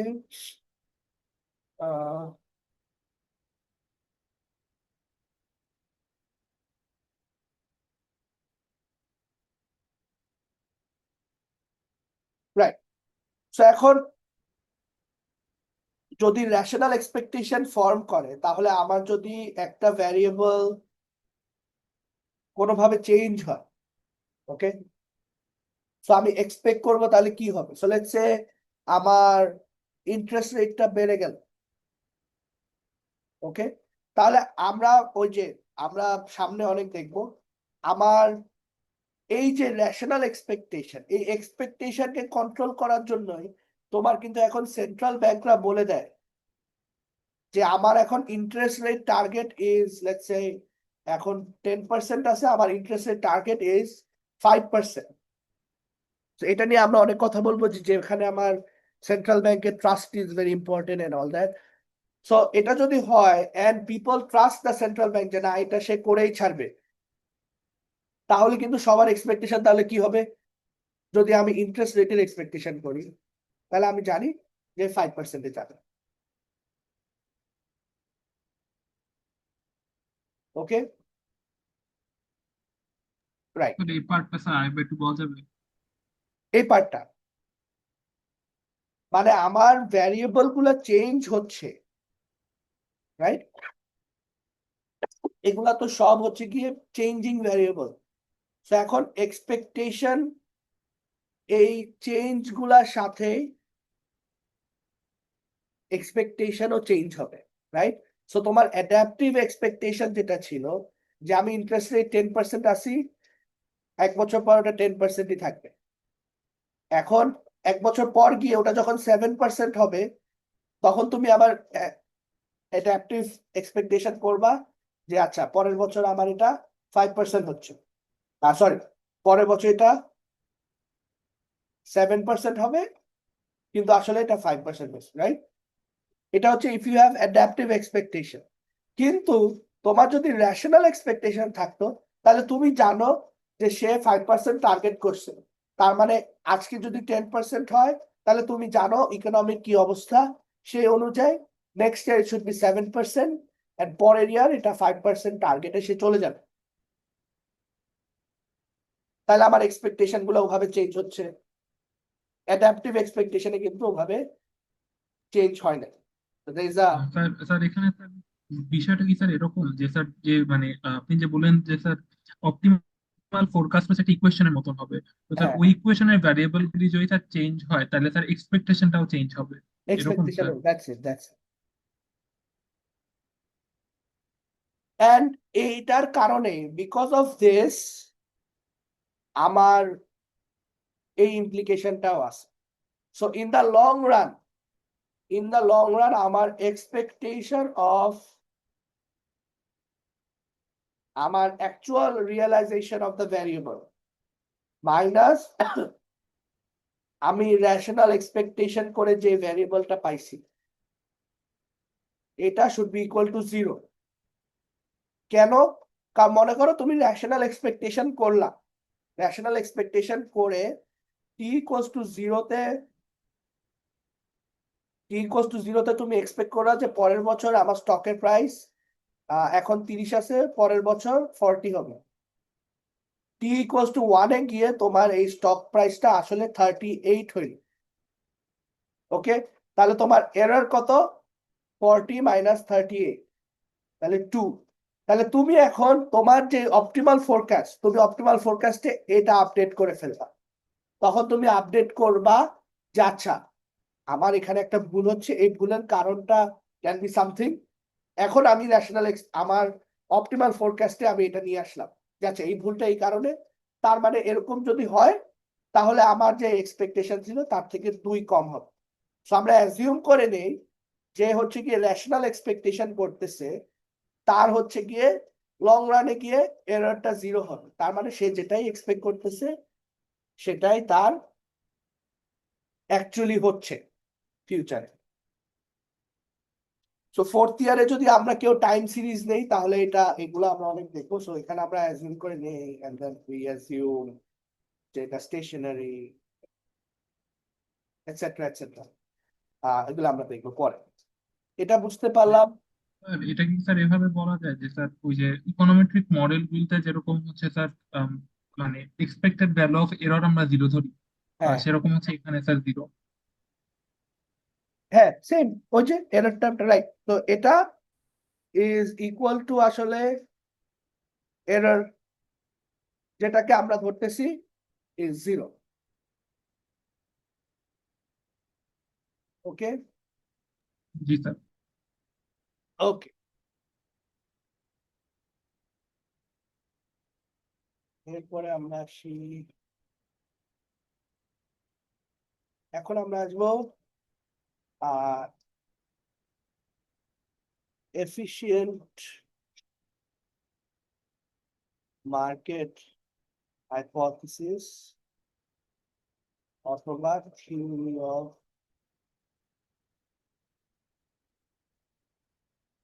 এফিশিয়েন্ট ক্যাপিটাল মার্কেটস। ওকে, তো এখানে আমরা আসবো আম, তোমার এটার জন্য, এই এফিশিয়েন্ট মার্কেট হাইপোথিসিসের জন্য ইকোনমিক্সে নোবেল প্রাইজ পায়, যেটা হচ্ছে গিয়ে তোমার খুব বিখ্যাত ফাইন্যান্সিয়াল ইকোনমিক্স। তারপরে আসলে মনে হয় ওরকম কোনো ফাইন্যান্স, আচ্ছা না, রিচার্ড শিলার ছিল, বাট দে আর মোর, মানে এরপরে যারা আসছে তারা মোর আসলে বিহেভিয়ারাল ইকোনমিক্স মোর দেন ফাইন্যান্সিয়াল ইকোনমিক্স। যাই হোক, তারা ফাইন্যান্সের জন্য মানে economics but related to financial economics. এখানে পাইছিল হচ্ছে গিয়ে ইউজিন ফার্মা। সো এখন ইউজিন ফার্মা চিন্তা করছে যেহেতু সবাই রেশনাল এন্ড সবার কাছে অল ইনফরমেশন আছে, তার মানে সবাই ক্যান মেক অপটিমাল ফোরকাস্ট। তার মানে আমি যদি এখন রিটার্ন, মানে আমি যদি ওই যে প্রাইস অফ বন্ড চিন্তা করি,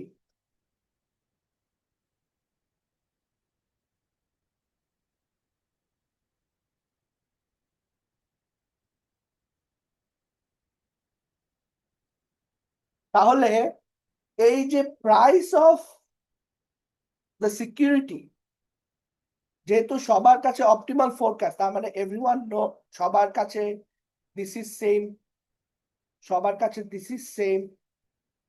আমি যদি একটা ওই রিপ্রেজেন্টেটিভ এজেন্ট নেই, মানে আহ, যেরকম হচ্ছে তোমার পারফেক্ট কম্পিটিশন, আমি রিপ্রেজেন্টেটিভ ফার্ম নেই, রাইট? ওরকম যদি আমি একটা রিপ্রেজেন্টেটিভ এজেন্ট নেই, যে সব এজেন্টরা আসলে সেম, মানে সেম টাইপ অফ এজেন্টস, তাহলে যদি হয় তাহলে এটাও সেম। সো তখন ইউজিন ফার্মা চিন্তা করলো যে আমার prices of securities, so prices of any type of stock, bond, etc., fully reflect all available information. কারণ আমি অল ইনফরমেশন দিয়েই তো জানি যে ডিভিডেন্ড এটা, প্রাইস এটা হবে। তাহলে সেটা যদি হয় তাহলে প্রাইস সবার জন্য সেম হইতে হবে, এটা বুঝতে পারতেছি।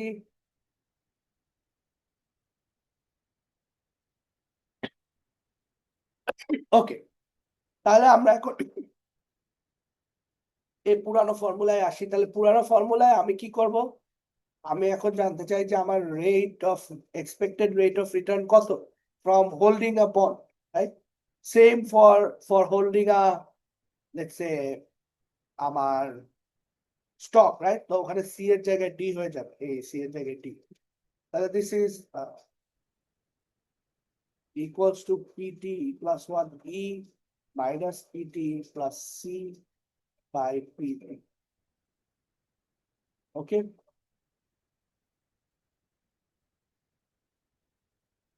তাহলে আমার এখানে তো কোন জিনিসগুলা জানি না, এটা জানি না, আর এই কারণে এটা জানি না, বাট এগুলা সব তো আমার প্রেজেন্ট ভ্যালু, এগুলা সব তো আমি জানি। এখন যেহেতু আমি সবাইকে এই রেশনাল চিন্তা করতেছি, and everyone will have rational expectation, তাহলে এফিশিয়েন্ট মার্কেট হাইপোথেসিস বলে যে আমার PTE should be equal to PT plus 1 OF, optimal forecast, given they have all the information। তাহলে সেটা যদি হয় তাহলে আমার RE should also be equals to রিটার্নের অপটিমাল ফোরকাস্ট।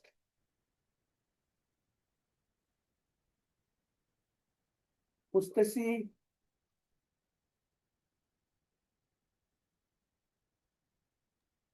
স্যার এটা কি স্যার এরকম যে স্যার যে এক্সপেক্টেড রিটার্ন যে থাকবে স্যার এটা স্যার অপটিমাল ফোরকাস্ট রিটার্নের সমান? Right, exactly.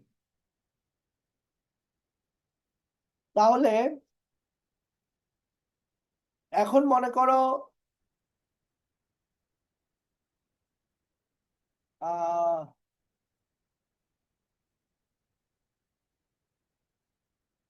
তো এখন এটা তো আমাকে বলে না যে আসলে কিভাবে এই রিটার্নটা মুভ করবে কিভাবে, রাইট? তো এখন তোমার চিন্তা করতে হবে যে আমার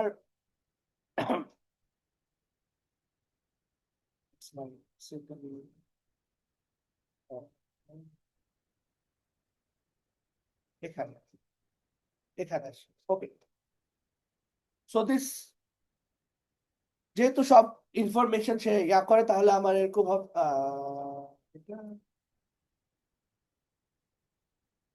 এখানে। ওকে, তাহলে এখন আমরা তো জানি যে আমার, even though financial markets are very volatile, আমরা অ্যাজিউম করে নেই আমাদের মডেলসে যে আমার they're always in equilibrium, তারা হয় ইকুইলিব্রিয়ামে বা তারা হচ্ছে কি ইকুইলিব্রিয়ামের দিকে যাচ্ছে, এটা কি আমরা জানি? তো আমরা যত মার্কেট আছে, রাইট, যত রকমের মার্কেট আছে তারা হয় এই ইকুইলিব্রিয়ামে আছে, অথবা there is a shift in some market factors, and এই কারণে আমরা হয়তোবা এই ইকুইলিব্রিয়ামের দিকে যাচ্ছি, অথবা এই ইকুইলিব্রিয়ামের দিকে যাচ্ছি, অথবা এই ইকুইলিব্রিয়ামের দিকে যাচ্ছি, অথবা এই ইকুইলিব্রিয়ামের দিকে যাচ্ছি, depends on how these two are shifting, right? So এখন যেহেতু আমার কাছে সব ইনফরমেশন আছে, তার মানে হচ্ছে গিয়ে আমার লং রানে গিয়ে আমার এই যে পিটি প্লাস 1 ওএফ লং রানে this should reach some equilibrium, বুঝতেছি?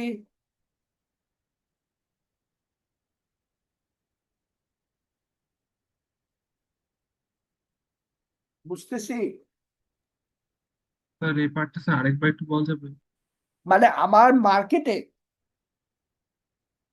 সো আমরা তো অ্যাজিউম করে নেই যে আমরা সব সময় ইকুইলিব্রিয়ামে থাকি। এখন ফাইন্যান্সিয়াল মার্কেটটা খুবই volatile, so always demand supply change হচ্ছে, শিফট হচ্ছে, এজন্য আমরা তো অ্যাজিউম করে নিচ্ছি যে এটা কোনো একটা ইকুইলিব্রিয়ামের দিকে যাচ্ছে, রাইট? সো মনে করো আমার এখানে ছিলাম, হঠাৎ ডিমান্ড বেড়ে গেল, তাহলে এখন আমার প্রাইসটা এদিকের দিকে যাবে। ওকে, বুঝতে পারতেছি? তাহলে জি স্যার। আমার এখানে যদি এটা পিটি হয়, তাহলে আমার অপটিমাল ফোরকাস্ট হওয়া উচিত this should be PT plus 1 of, right? So ওরকম যদি চিন্তা করি, তার মানে হচ্ছে কি আমার এক্সপেক্টেড রিটার্ন, যেহেতু সবার কাছে সেম ইনফরমেশন আছে, তাহলে সবাই চিন্তা করতেছে যে হ্যাঁ, দিস অ্যাসেট, এই স্টকটা will reach some final equilibrium. তাহলে এখন যদি ফাইনাল কোনো ইকুইলিব্রিয়ামে রিচ করে, তাহলে ওইটাকে আমি বলতেছি PT plus 1 star, which in turn will give me একটা ফাইনাল ইকুইলিব্রিয়াম রিটার্ন।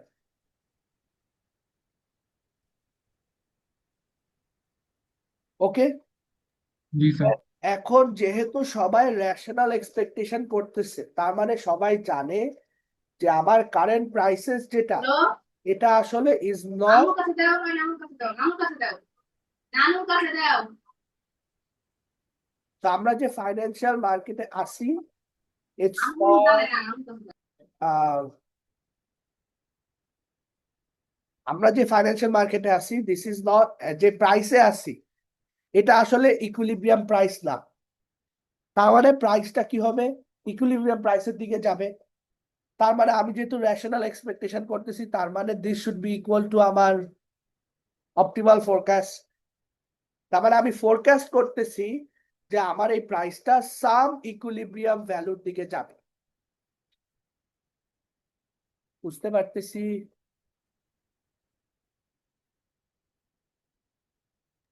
জি স্যার।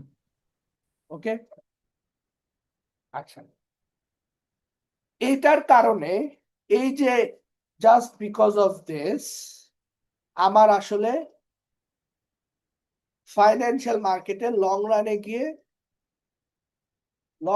গিয়ে প্রফিট, এই এফিশিয়েন্ট মার্কেট ইকুইলিব্রিয়াম হলে লং রানে গিয়ে আসলে প্রফিট মানে কম্পেয়ার টু আদার্স বেশি করা পসিবল।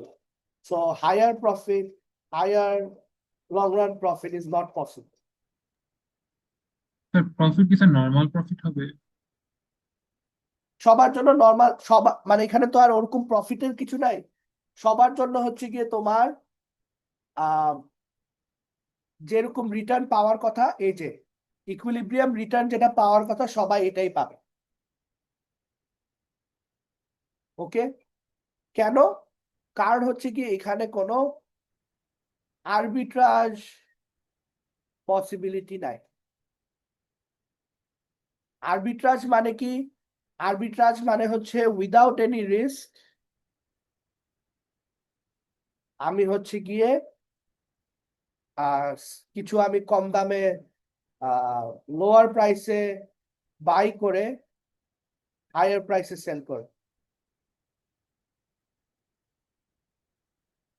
ওকে, তো এটার কারণে, এই আরবিট্রাজের কারণে আমার হচ্ছে গিয়ে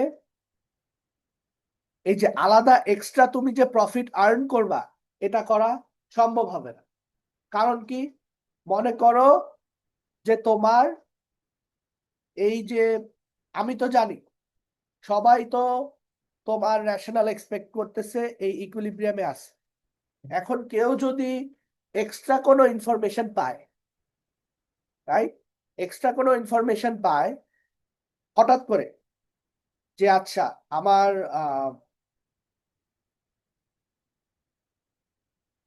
যে আমার রেট অফ রিটার্ন আমি যে ফোরকাস্ট করবো সেটা হচ্ছে ইকুইলিব্রিয়াম ফোরকাস্টের থেকে বেশি, তাহলে তখন কি হবে? সাথে সাথে তোমার সাথে সাথে প্রাইস বেড়ে যাবে। এখন প্রাইস যদি এখন বেড়ে যায় তাহলে সাথে সাথে আমার এই রিটার্নের ফোরকাস্ট এটা কমে যাবে। কেন বুঝতেছি? সো মনে করো যে আহ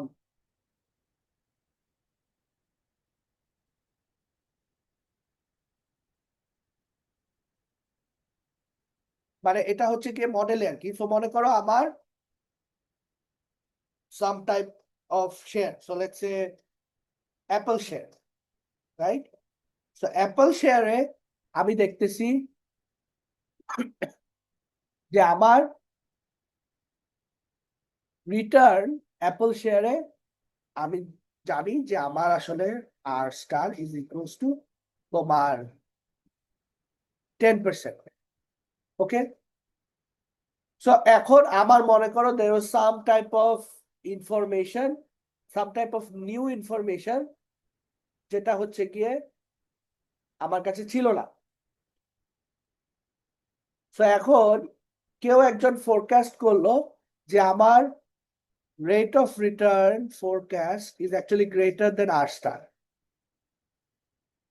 তাহলে কি হবে? এখন এই যে যারা আরবিট্রাজ খুঁজে তারা এটার জন্য ওয়েট করে যে আচ্ছা এখনই বলে দিছে যে আচ্ছা rate of return is higher, তখন সে কি করবে?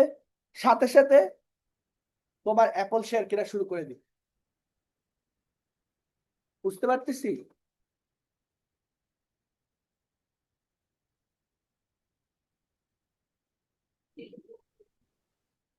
সো সাথে সাথে যখন, কারণ কি এখানে সবাই রেশনাল, যখনই কোনো, এজন্যই বলতেছে এফিশিয়েন্ট মার্কেট হাইপোথেসিস, যখনই কোনো প্রফিট, অ্যাবনর্মাল প্রফিট আর্ন করার পসিবিলিটি থাকবে সাথে সাথে সবাই কিনে ফেলবে, কিনে প্রাইস বাড়াই দিয়ে রেটটা আবার আগের জায়গায় নিয়ে আসবে।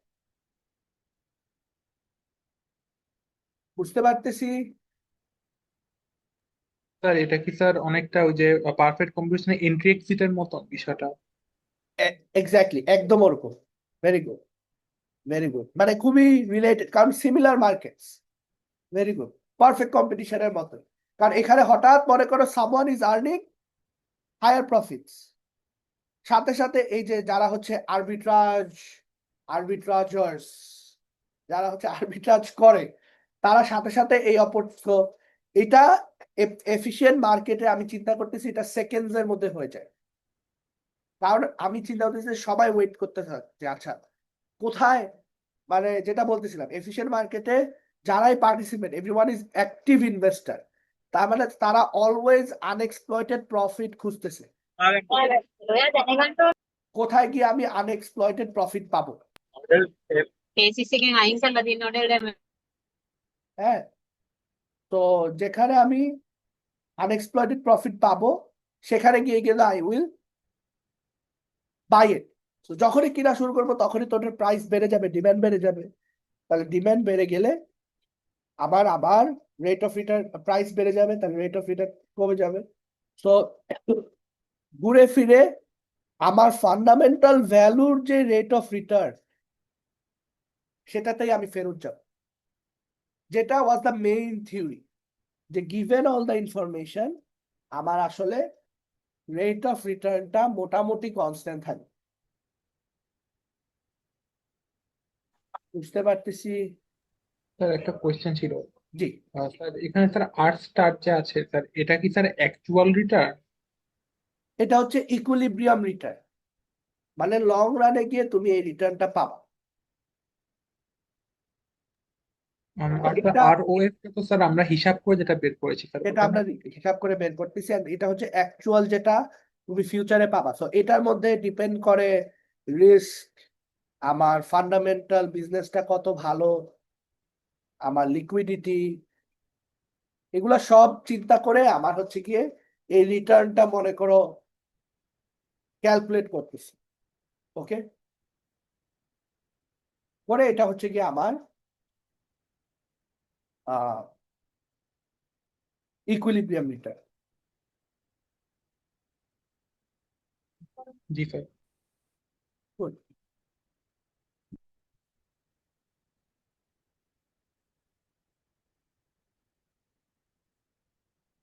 তো আচ্ছা, সো এটা বোরিং লাগতে পারে, এন্ড এটাই আমাদের ফাইন্যান্সের সাথে ডিফারেন্স। সো যেটা হচ্ছে গিয়ে এফিশিয়েন্ট মার্কেট হাইপোথেসিস যদি চিন্তা করি, তাহলে লং রানে আসলে ওই নর্মাল রিটার্নটাই আর্ন করা পসিবল, এর থেকে বেশি আর্ন করা পসিবল না। সো মজার ব্যাপার হচ্ছে তুমি যখনই নিউজে সাম ইনফরমেশন পাবা, বা তোমার ইন্টারনেটে ফেসবুকে যা ইনফরমেশন পাবা, তখনই বুঝে এফিশিয়েন্ট মার্কেট যদি চিন্তা করি, তাহলে বুঝতে হবে যে অলরেডি প্রাইস যেটা, সেটা হচ্ছে আপডেটেড হয়ে গেছে ইউজিং দ্য ইনফরমেশন। কারণ ওই যে বললাম, it will happen in seconds, everyone is waiting for information. So তুমি নিউজে পাইলা যে স্কোয়ার ফার্মার সিইও চেঞ্জ হয়েছে, এন্ড দিস সিইও ইজ খুব ভালো, সে আগে অনেক জায়গায় ছিল, ভালো করছে। এই ইনফরমেশনটা পেয়ে তুমি যে ভাববা যে আচ্ছা এই ইনফরমেশনটা তো ভালো ইনফরমেশন, তার মানে রিটার্ন ভালো আসবে। কিন্তু ওই যে স্টক মার্কেটের যে প্রাইসটা দেখবা, সেটা কিন্তু অলরেডি এই প্রাইসটাকে ইনকর্পোরেট, এই নিউজটাকে, ইনফরমেশনটাকে ইনকর্পোরেট করে ফেলছে। ওকে, তো এই যে অ্যাক্টিং অন দিস ইনফরমেশন আমাকে কিন্তু অন অ্যাভারেজ হাই প্রফিট দিবে না, কারণ মার্কেট অ্যাডজাস্ট হয়ে গেছে। তো ইনফরমেশনের সাথে সাথে মার্কেট অ্যাডজাস্ট হয়ে যায়। সেটা হচ্ছে আমি আহ তোমার ইনভেস্টমেন্ট অপরচুনিটি ইয়াতে দেখা যায় আর কি, এই থিওরিতে। এন্ড এটার আসলে কিছু এম্পেরিক্যাল এভিডেন্সও আছে। তো দেখা যায় হচ্ছে গিয়ে যে ইভেন টপ ইনভেস্টর অ্যাডভাইজার্স, তারাও আসলে জেনারেল মার্কেট যেরকম রিটার্ন দেয়, তার থেকে অনেক বেশি আসলে অন অ্যাভারেজ কেউ দিতে পারে না। সো যারা দিচ্ছে দে আর মোর আউটলায়ার্স। কিন্তু তুমি যদি সব ইনভেস্টরদের নাও এন্ড ওদের অ্যাভারেজ নাও, তাহলে দেখবা যে সেম অ্যাজ জেনারেল মার্কেট যে ইনভেস্টমেন্টটা করছে। সো মেইন টিপ হচ্ছে গিয়ে তোমার অলরেডি প্রাইস যেটা, সেটা again reflects all the information, and stock price unexpectedly change হবে যখন তোমার information is unexpected. Okay, so ইকোনমিস্টের অ্যাডভাইস যদি হয়, তাহলে অ্যাডভাইস হবে হচ্ছে প্রথমে টু আন্ডারস্ট্যান্ড আমার the business that I am investing in. So আমি যদি স্কোয়ার ফার্মা স্টক কিনতে চাই, তাহলে একটা ইকোনমিস্টের অ্যাডভাইস হবে টু ওই স্কোয়ার ফার্মার ফান্ডামেন্টাল ইনফরমেশন গুলা পাওয়া, পেয়ে আমার আসলে স্ট্র্যাটেজিটা এরকম হবে না যে আমি পরে গিয়ে সেল করতে চাই। আমার স্ট্র্যাটেজিটা হবে যে আমি এটাকে হোল্ড করে এখান থেকে আমি ডিভিডেন্ড পাবো। So that's the best advice ইকোনমিস্টরা দিতে পারে। ওকে,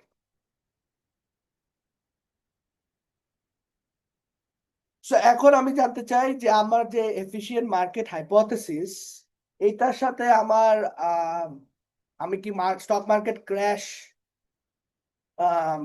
এক্সপ্লেন করতে পারি নাকি? তো পারি, কারণ হচ্ছে গিয়ে আমার ওই যে তোমার লং রানের চিন্তা, তো তোমার যেসব ইনফরমেশন আমার কাছে আছে সেটা হয়তোবা তোমার মনে করো অনেকদিন পাবলিক ছিল না। ওকে, তো এখন যদি ইনফরমেশন পাবলিক না থাকে তাহলে তখন কি হবে? তো হঠাৎ পাবলিক হয়ে গেল, রাইট? তো পাবলিক হয়ে গেলে তখন তুমি হচ্ছে গিয়ে হঠাৎ ওই যে ফান্ডামেন্টাল ভ্যালুর চেঞ্জটা পাবা, এন্ড তখনই তোমার হচ্ছে ফাইন্যান্সিয়াল ক্র্যাশ, স্টক মার্কেট ক্র্যাশটা হয়। তো যেটা হচ্ছে গিয়ে তোমার লেটস সে 2000 এর দিকে, সো 1990s থেকে 2000 তোমার হচ্ছে গিয়ে টেক কোম্পানি, অনেক টেক কোম্পানি আসছে। তো ওই সময় তোমার গুগল, একসাথে গুগল, অ্যাপল, মাইক্রোসফট, ইয়াহু, সবাই একসাথে, এন্ড এভরিওয়ান ইজ ইনভেস্টিং। কিন্তু কেউ বুঝতেছে এখন সবাই এটাকে এত বিশাল একটা ইন্ডাস্ট্রি চিন্তা করছে যে সবাই যে কোনো স্টকেই তারা ইনভেস্ট করতেছে। সো অ্যাপল এখান থেকে মনে করো অ্যাপল, মাইক্রোসফট, গুগল বেঁচে আসছে, কিন্তু বাকি যেসব তোমার অন্য টেক ফার্ম ছিল সেগুলা কিন্তু ওয়াজ নট গ্রেট। ওকে, তো তাদের কিন্তু আহ এই ইনফরমেশনটা মনে করো ছিল না, কিন্তু 1990 and 2000 এর দিকে সবাই বুঝে গেছে যে these are not fundamentally great. তাহলে আমার কি, এটা একটা নিউ ইনফরমেশন। এখন এই নিউ ইনফরমেশন পাওয়ার সাথে সাথে কিন্তু একটা ড্রামাটিক চেঞ্জ হয়ে আমার স্টক মার্কেটটা ক্র্যাশ করতে পারে। ওকে, এরপরে হচ্ছে গিয়ে তোমার, এরপরে তো ওই যে তোমার ফাইন্যান্সিয়াল ক্রাইসিসে যেটা হয়, সো ফাইন্যান্সিয়াল ক্রাইসিসে আমার কিছু কোলাটারাল ডেট অব্লিগেশন, এটা হচ্ছে ওয়ান টাইপ অফ সিকিউরিটি বানায়। সিকিউরিটিটা কি? অনেকগুলা লোন একসাথে করে নিয়ে সে হচ্ছে কি একটা অ্যাসেট বানায়, এন্ড ওই লোনগুলার যেসব পেমেন্ট ওখান থেকে সে হচ্ছে রিটার্ন দেয়। এখন সবাই দেখতেছে বাহ, এটা তো অনেক সেফ এন্ড ভালো ইনভেস্টমেন্ট অপরচুনিটিস, তো সবাই ইনভেস্ট করা শুরু করে। পরে দেখা যায় যে এই অ্যাসেট, তো সবাই মনে করছে যে তোমার এই যে সিডিও বানাচ্ছে এখানে তো 1000 2000 করে লোন মানুষের, তো সবাই এটাকে ভাবতেছে আচ্ছা এটা ডাইভার্সিফাইড, তাহলে ডাইভার্সিফাইড হলে তো কেউ তোমার হয়তো বা লোন পেমেন্ট কয়েকজন ডিফল্ট করবে, সবাই তো আর ডিফল্ট করবে না। তো এই অ্যাজাম্পশনেই ছিল। পরে দেখা গেল এটার যে এত ডিম্যান্ড, মানুষজন সিডিও, যেসব এখন মানুষজন সিডিও বানানোর জন্য সবাইকে লোন দেওয়া শুরু করে দিচ্ছে, রাইট? হোম লোন, যার কোনো টাকা নেই তাকেও হোম লোন দিয়ে দিচ্ছে। সো তখন কি হচ্ছে, সিডিও গুলাও হয়ে গেছে ফুললি আসলে ডিফল্টারদের, এন্ড দেন ওটা ক্র্যাশ করে, এন্ড ওটা ক্র্যাশ করার সাথে সাথে তোমার হচ্ছে কি একটা বড় ফাইন্যান্সিয়াল ক্রাইসিস হয়। সো এফিশিয়েন্ট মার্কেট হাইপোথেসিস আমার এসব ফাইন্যান্সিয়াল ক্র্যাশকে কিন্তু রুল আউট করে না। ওকে, এরপরে আমরা আসি, সেটা হচ্ছে কি আমার এটা তো একটা model. So efficient market hypothesis হচ্ছে কি আসলে একটা মডেল, এন্ড কিছু এম্পেরিক্যাল এভিডেন্স আছে যে লং রানে গিয়ে আসলে এই সব স্টক গুলা এই এফিশিয়েন্ট মার্কেট হাইপোথেসিস ফলো করে, কিন্তু sometimes it's not always efficient, right? So এটা কেন হইতে পারে? সো এটা নিয়ে এখন অনেক রিসার্চ হয়, সেটা হচ্ছে গিয়ে তোমার বিহেভিয়ারাল ফাইন্যান্স নিয়ে। ওকে, তো বিহেভিয়ারাল ফাইন্যান্সে দেখা যায় যে তোমার মনে করো যে তুমি খুবই ট্রেন্ড, ওয়েল ট্রেন্ড একজন ইনভেস্টর, কিন্তু তোমার ওই যে বিহেভিয়ারাল ইকোনমিক্স একটা আছে স্টেটাস কো বায়াস। তো স্টেটাস কো বায়াস আমাকে কি বলে? স্টেটাস কো বায়াস বলে যে আমার ইকোনমিতে আমি যে জাস্ট বিকজ আমি এই স্টকটা কিনছি, দেখা যায় সো এখানে আসলে ইকোনমিক্স এর সাথে সাইকোলজির একটা অনেক বড় পার্ট আসতেছে। সো জাস্ট বিকজ আমি এটাকে ওন করি, তাহলেই এটা আসলে আমার কাছে একটু বেশি দামি মনে হয়। সো তুমি একজন ওয়েল ট্রেন ইনভেস্টর, তুমি দেখো, তো এটা নিয়ে অনেক রিসার্চ হয়েছে। সো দেখা যায় যে যেই সময় আমার স্টকটা সেল করা উচিত ছিল, তার থেকে বেশি সময় আমি রাখি, just because even though I know যে সেল করা দরকার ছিল, বাট জাস্ট বিকজ আমি এই স্টকটা কিনছি। ওকে, অ্যান্ড বিহেভিয়ারাল ফাইন্যান্সে তোমার অনেক ব্যাপার ওই এক্সপেকটেশনকে চেঞ্জ করে, সোশ্যাল কন্টাজিয়ন আছে। তো একজন বললো যে স্টকের অবস্থা খুব ভালো হবে, তো সবাই স্টক কেনা শুরু করে দিল, কিন্তু আসলে fundamentally it's not correct, right? So দেখা যাচ্ছে যে মানুষের ইমোশনস, মানে মেইনলি মানুষের সাইকোলজি তোমার অনেক বেশি ফাইন্যান্সিয়াল মার্কেটসদেরকে আসলে এফেক্ট করেছে। সো এটাও একটা খুবই ইম্পর্টেন্ট আউটকাম। ওকে, কুল, আমাদের এখানেই শেষ। Any questions?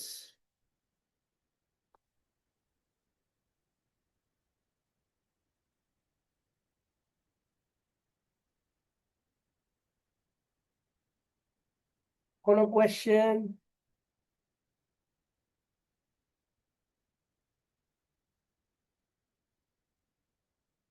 No questions?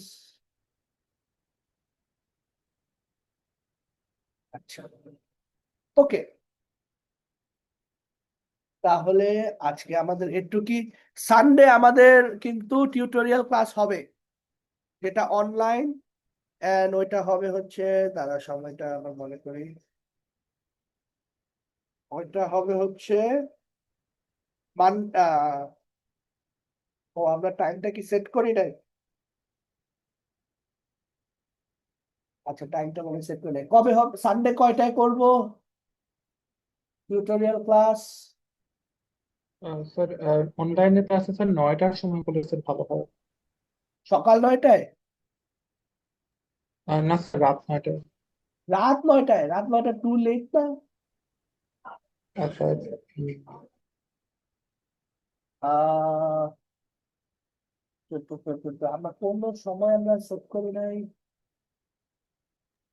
Sir একটা কাজ করা যায় স্যার, ম্যাক্সিমাম স্টুডেন্টের আর কি কোন টাইমে সুবিধা এটা স্যার হচ্ছে আহ, জেনে দেন স্যার আপনাকে স্যার জানিয়ে দিই। ফুল ফুল সেটাও হয়,